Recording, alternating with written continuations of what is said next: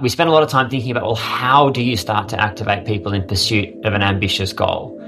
And what we landed on was that Melbourne needed a series of earth shots or wildly ambitious projects that could raise the ambition so that it is commensurate with the risks that we face as a city, so that we stop doing just what's possible and start thinking about what could be done if systems were to change around us.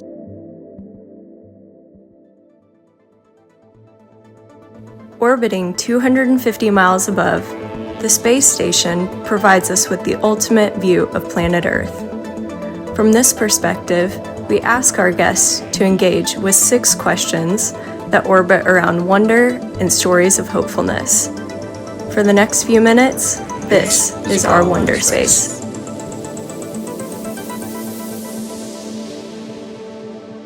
Welcome to the 149th episode of the Wonderspace Podcast.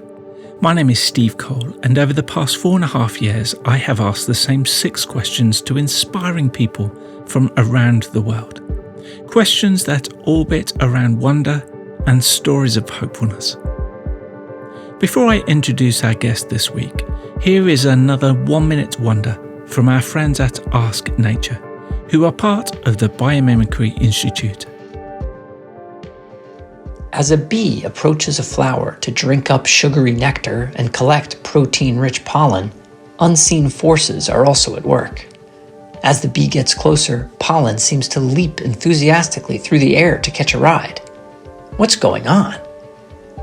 When a bee flies through the air, it generates a positive electrostatic charge.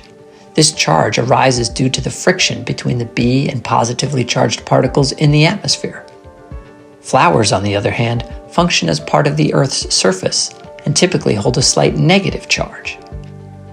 Before the bee even lands, the electric attraction pulls the pollen and electrons through the air, landing on and sticking to the bee, and weakening the flower's negative charge. The next bee that comes by can detect this difference from a distance by sensing a weaker fluttering of its hairs or antennae. This helps the bees to identify which flowers are more likely to still have pollen and nectar, optimizing their foraging efforts. This strategy is a remarkable example of energy efficiency and resource optimization in nature. It requires no external energy inputs and relies on the inherent physical properties of the organisms involved. For this Wonderspace episode, we orbit over Melbourne, Australia, which is the home to our guest, Kaj Lofgren. Kaj is the CEO of Regen Melbourne, an alliance of more than 200 organisations that exist to drive ambitious, systemic and collaborative projects towards a regenerative future. He is also the director of labs at Small Giants Academy, where he co-created the Mastery of Business and Empathy and Impact Safari. Kaj was nominated by our 116th guest, Ollie Pelling, from the Good and Proper Creative Agency, also in Melbourne. I hope you enjoy this orbit with myself and Kaj.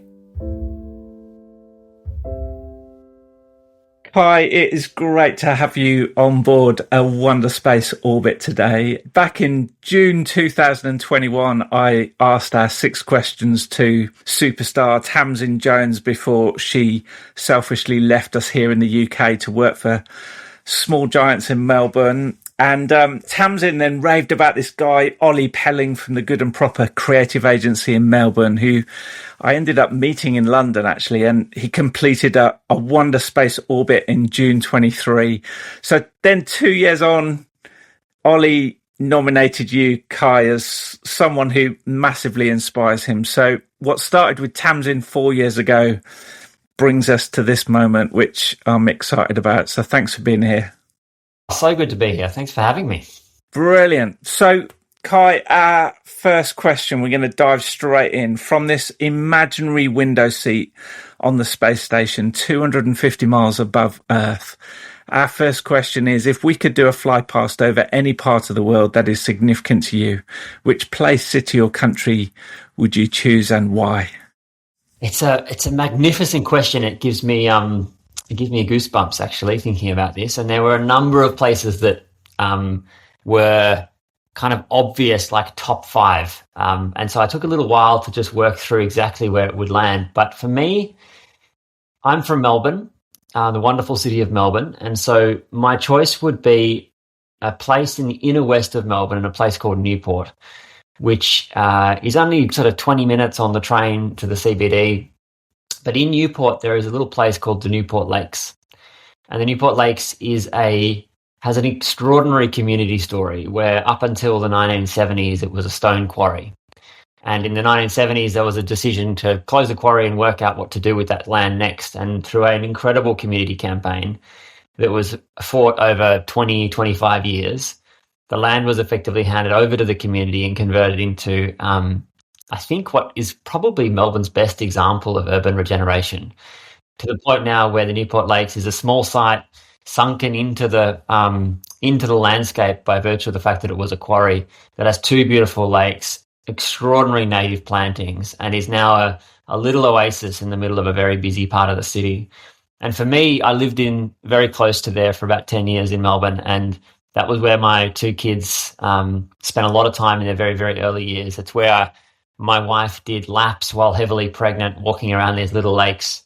So it has a lot of personal significance to me. But ultimately, I think we just need lots of these stories of how do urban landscapes cope with the crises that we face in ways that are creative, constructive, building new landscapes that can help us navigate what's to come. Yeah, brilliant. So where in Melbourne are you now?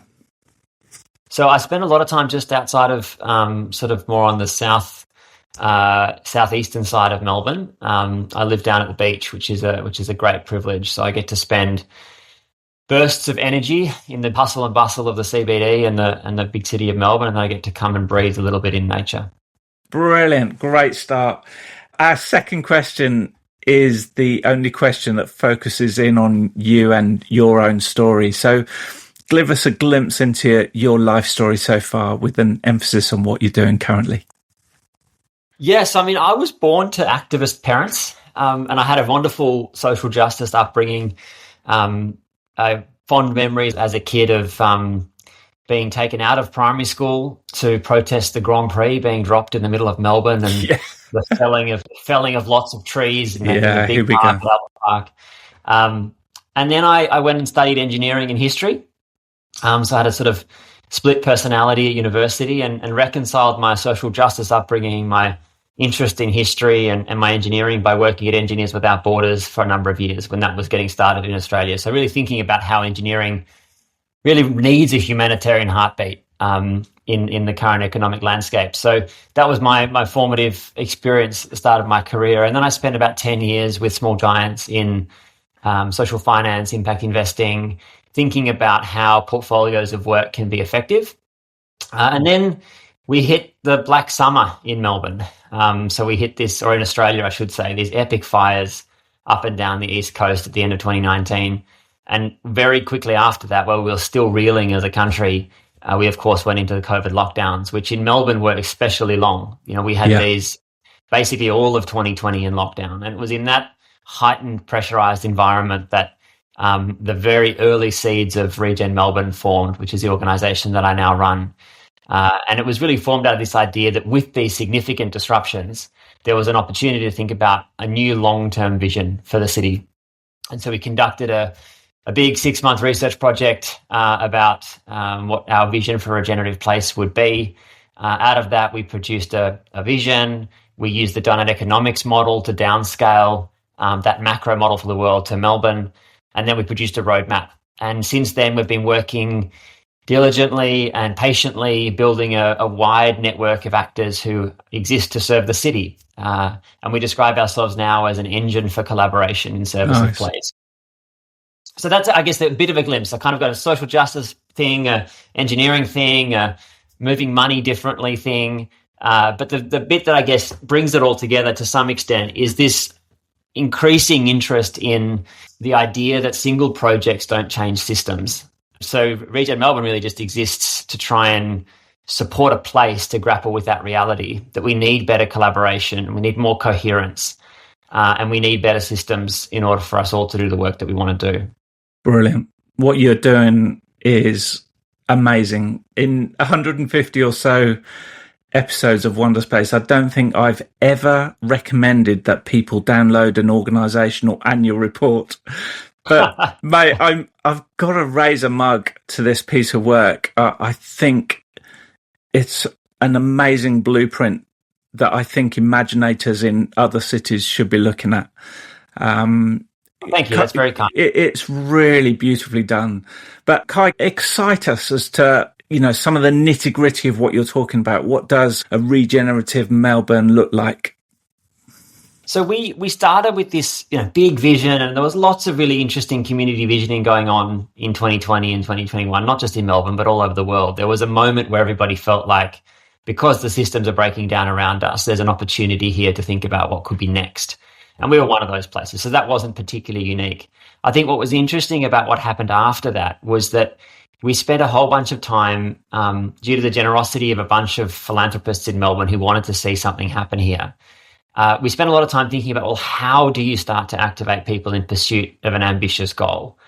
And what we landed on was that Melbourne needed a series of earth shots, or wildly ambitious projects that could raise the ambition so that it is commensurate with the risks that we face as a city, so that we stop doing just what's possible and start thinking about what could be done if systems were to change around us.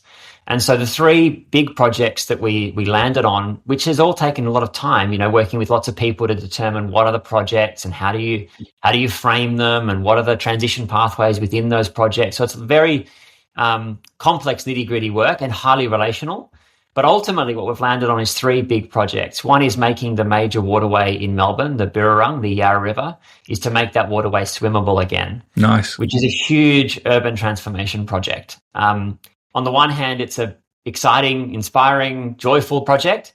And on the other hand, 70% of our water comes out of that river system. And so if that river system isn't thriving and healthy, then the city doesn't thrive and can't be healthy. And so we frame it as an essential infrastructure project as well as an inspiring one. So that's the first one. The second one is around how do we regenerate our food system? Because Melbourne, like all places, is incredibly not resilient in the way we serve our food in this city.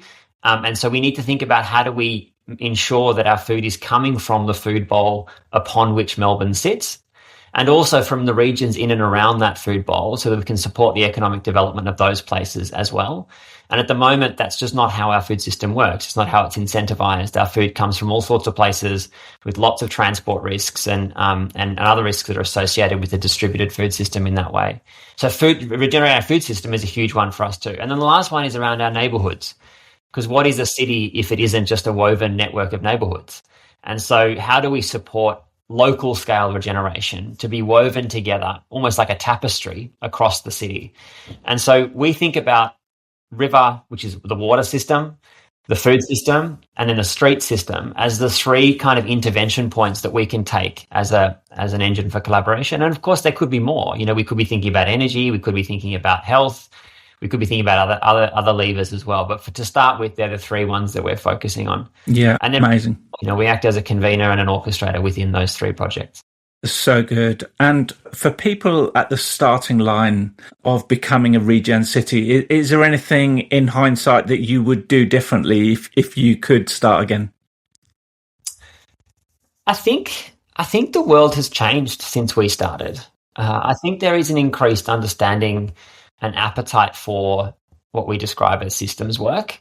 And maybe the main perhaps simple analogy that I could use is that in any kind of natural environment, say just take a large gum tree that's just outside of my window here. What we see above ground, of course, is the product of what's happening underground. It's what's happening in the layers under the soil.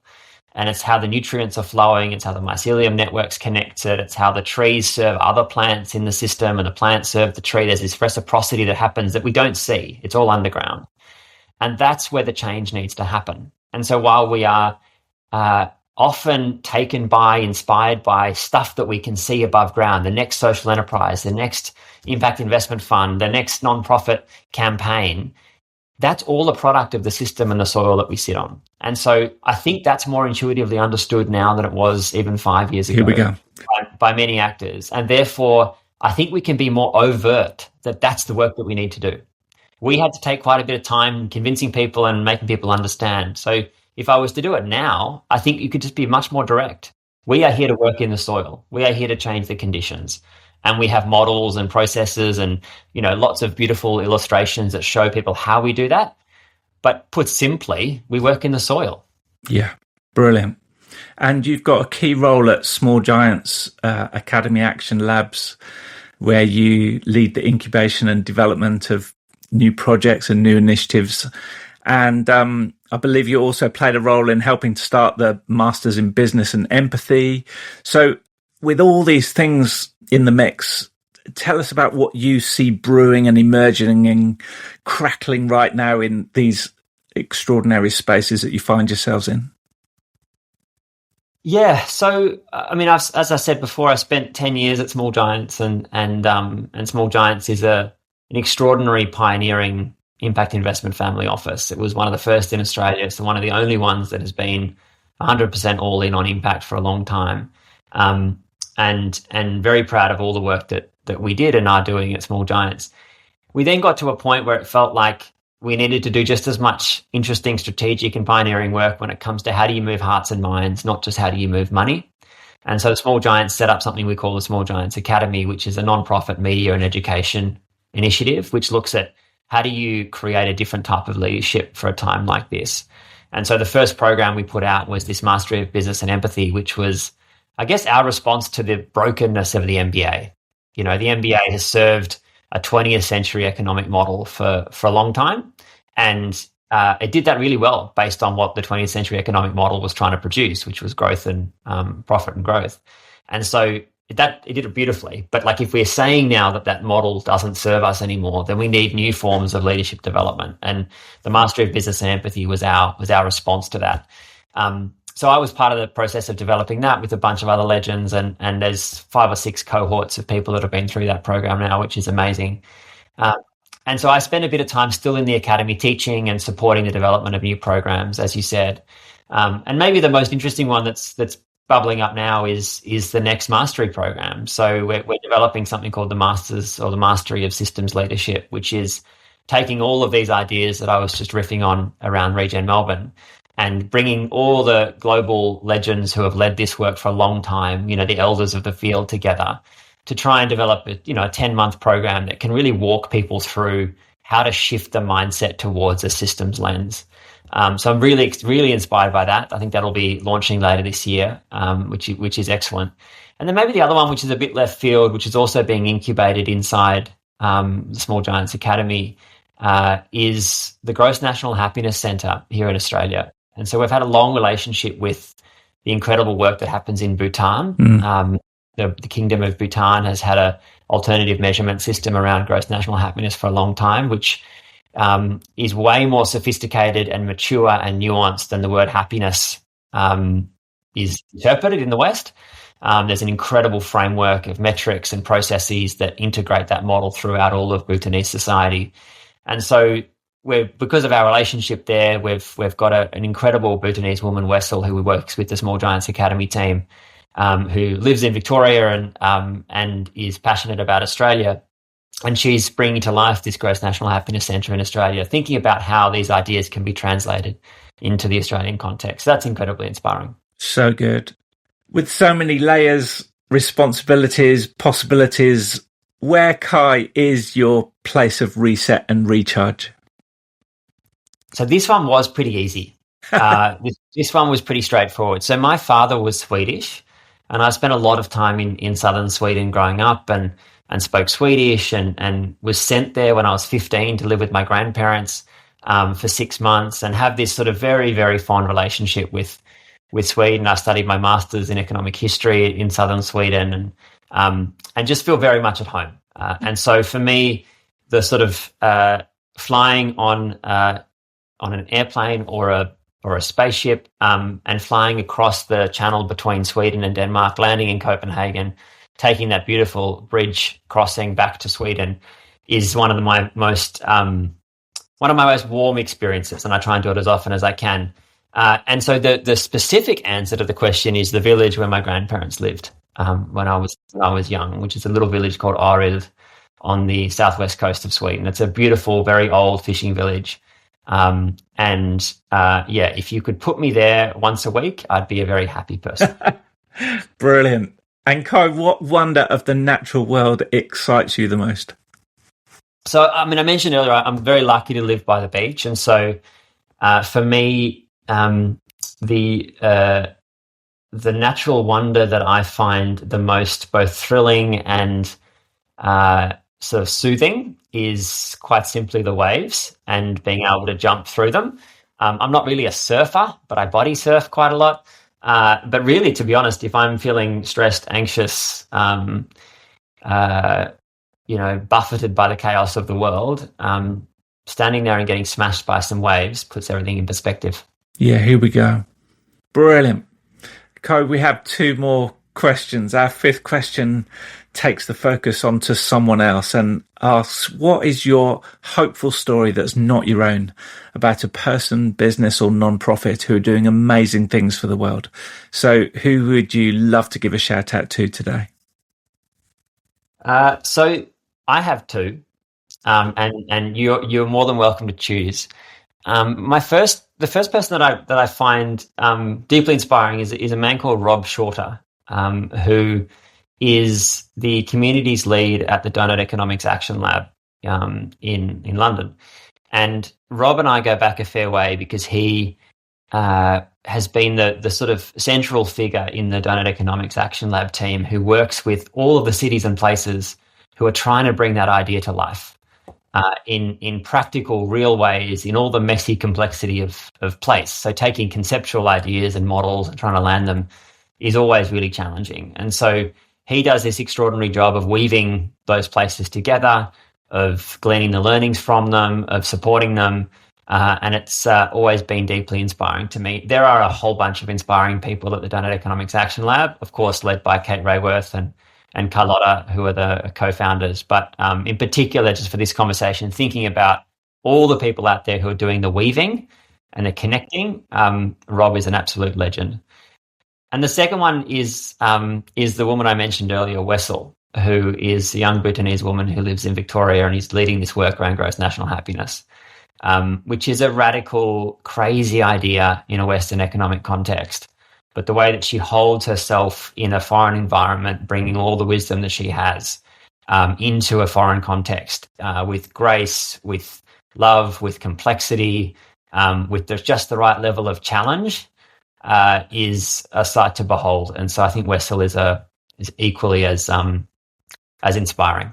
So good. Brilliant.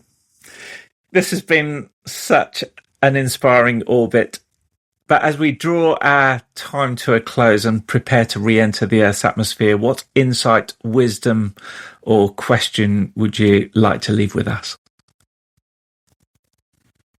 We are living in a moment, particularly where it feels like we are constantly getting punched in the face, and there is a kind of almost predictable nature to the shocks that we are seeing coming again and again and again. And every week there is another thing. And as we are talking, a cyclone is coming further south in Australia than it has in 50 years. And the big city of Brisbane and surrounding areas will be inundated over the next 24 hours. And so the reality of the chaos is very real and very painful. And my sense is that there is a need to do two things simultaneously, which I think is really challenging, but that's the challenge. One is to remain intimately connected to the reality of that pain right now and not allow ourselves to be numbed by that. The human impact is severe, it's real, and it's hurting people. So that's true. We have to do that. We can't be numb. And we also have to find ways to zoom out. Those of us who are doing the privileged work of thinking about change, which is an ultimate privilege at a time like this, have to be able to zoom out to a longer time scale, because anybody who's done any thinking around economic history or economic transition knows that these things happen over decades, not over days. And so the work that we're doing now isn't going to result in change tomorrow or next week or the week after that. It's building patterns and constellations which might create the right conditions for change in 20 and 30 and 40 and 50 years. And we have to be able to stay at that altitude as well. And I don't know how, I don't have any wisdom on how we do that, but when I find myself disheartened by the realities of the world and how hard it is to create change, I try and zoom back out again. We're doing this work for our kids and for our grandkids and for their kids. And if we're lucky, we'll play some small role in nurturing what is a massive period of change towards something slightly better. Yeah, brilliant. I had a coffee with a Japanese artist last week who asked me what my 500-year vision was. And he said, Steve, when I think about all the artists that have influenced me the most, they all lived 500 years ago, and again, just that perspective, so vital and important. Wonderful philosopher Roman Krishnarik, who you would know, has written some wonderful work on being a good ancestor, and a lot of that is very resonant. And again, I think it's not just a nice philosophy; it's also actually how economic transformation happens. So it's not just it is thinking about the relationships that can be built, the ideas that can be developed that will be lying around for the right moment. Yeah, so good. Thanks, Kaj, for engaging with our 6 questions in such a brilliant way. Is there anything else that you would like to say before we end our time? No, this has been great, Steve. Thanks so much for the opportunity. And here's to zooming out. Here we go. Thanks, Kaj, for all you do and for the way that you do it. It's absolutely brilliant. Thank you. Cheers, mate. Bye.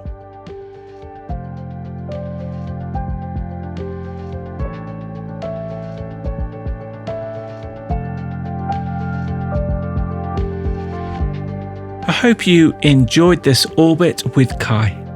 The transcript, together with all the organisational links, can be found on Kai's episode page at ourwonder.space.